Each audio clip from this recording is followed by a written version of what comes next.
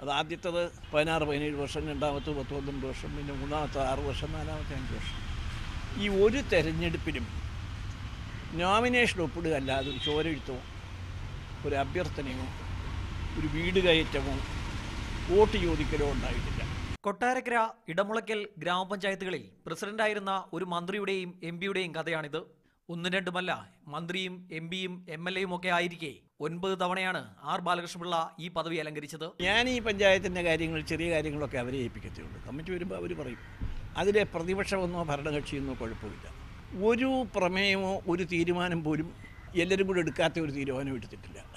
ആദ്യ തെരഞ്ഞെടുപ്പ് നടന്ന 1963 മുതൽ 38 വർഷം ബാലകൃഷ്ണപിള്ള പഞ്ചായത്തിൽ ഭാരവാഹിയായിരുന്നു. മന്ത്രിയുടെ പഞ്ചായത്തായതിനാൽ ഈ സ്വാധീനം ഉപയോഗിച്ച് നിരവധി വികസന പ്രവർത്തനങ്ങൾ പഞ്ചായത്തിൽ നടപ്പാക്കിയെന്നും അദ്ദേഹം പറയുന്നു.